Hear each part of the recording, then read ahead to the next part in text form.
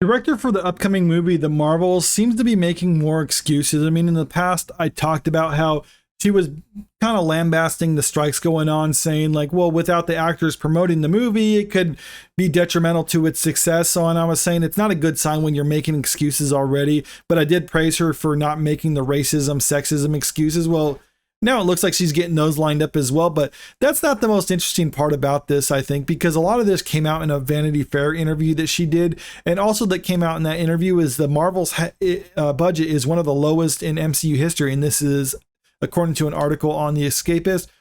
The budget for the Marvels has been revealed, and it may just be the cheapest movie in Marvel Cinematic Universe history. According to Vanity Fair, the movie cost around $130 million to make. To put it into perspective, 2019's Captain Marvel is estimated to have cost between $150 and $175 million. $130 million puts the Marvels more in line with Ant-Man, which cost around $130 million to make, and has thus far been the cheapest movie in the MCU.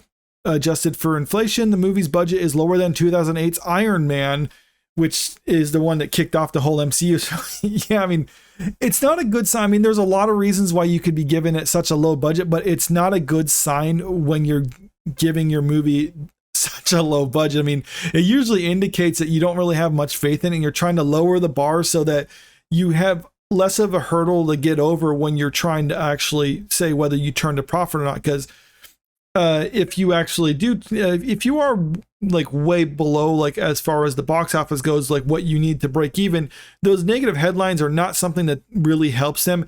And also, it's just the simple fact that investors don't want to see stuff like that either. So, I mean, you want to make sure you can actually claim like, yeah, we broke even. I mean, I just talked about that yesterday with Elemental, how they're saying like, oh, look how good it's doing. And there's a lot of reasons why that movie actually did fail at the box office, but that's another story. I mean, you can check out that video if you want to hear what I have to say about it.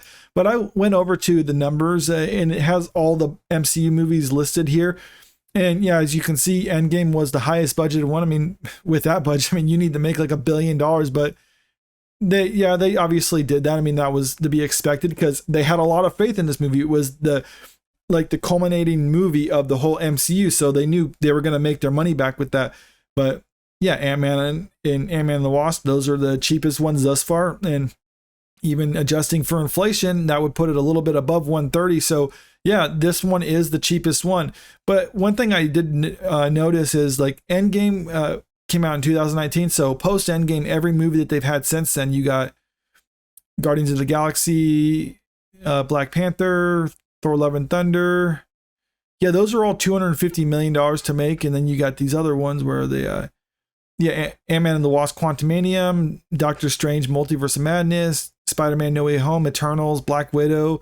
Those are all around 200 million. So, I mean, yeah, pretty much every movie on this upper area is just either you got just a couple of the Avengers ones that are outliers. And then, I mean, it's basically just all the Avenger movies. And I think, yeah, Captain America: Civil War, which is basically another Avengers movie. So, yeah, I mean, that's basically the whole top 10 is just like within post Endgame, except for this new one, which is going to be the lowest one, which to me, like assuming that this is actually their accurate budget, which I'm not saying it is, because we do know for a fact that they have underreported their budgets in the past. I think Doctor Strange, they underreported by like 50 million or something like that. If this is an actual budget of theirs, it's really not a good sign when they're going to give it the lowest budget for the MCU, because we know that their movies have been bombing at the box office. I mean, this last year, only Guardians of the Galaxy 3 has been successful for them. So maybe that's why they're doing this. But I mean, of course, this was greenlit before that, and this was well in the production before that movie was. So I don't know. But one thing that also take into consideration is this is actually a lower budget than a lot of their shows too on the Disney Plus platform. I mean, most of those, it's been reported on numerous sites that they're around 15 to 25 million per episode that they spend on those shows. Secret Invasion, that's one of the shows, or is it? Yeah, it's around $212 million to make Secret Invasion, and that's not even like a crazy effects type show. And even then, it didn't work out for them because it still got less than 1 million viewers within the first 5 days of its premiere, and which puts it as the second worst for the MCU on Disney Plus. The worst one, on the other hand, goes to Miss Marvel, which got 775,000 viewers within the first 5 days of its premiere. And this isn't another good sign for the Marvels, because Nick Fury and Miss Marvel are two prominent characters in this upcoming movie. In fact, Miss Marvel is one of the main three characters of this movie, and no one even seems to know who she is. No one even watched her show, and it was to that point where Disney decided to release this onto their ABC network, which is the first MCU show to be shown on their regular basic cable network, in order to try to get some publicity for the Marvels and actually introduce people to the character, because no one knew who she was. And this is the result. No one actually watched that one either. So things just aren't really looking good for the Marvels now. By saying it has such a low budget, they're, like I said, they're lowering the bar of what they actually need to show at the box office in order to claim publicly that the movie was a success. Now, even if it's not, they want to be able to still get those headlines that it made money. They don't want to get the headlines that they lost money, because, like I said, it worked for the shareholders and things like that. And a lot of their stands will also defend it, and because of that. But it really doesn't help with the company. But this also could be an actual statement from them, and the budget could be legitimate, just from the simple fact that Bob Iger has made statements in the past saying that he wants to lower the budget for Marvel movies because, he's not saying this, but basically what the reason is because it's unsustainable with what they've been spending on these projects. And he's been seeing the box office returns, even if they try to claim publicly that they're doing good.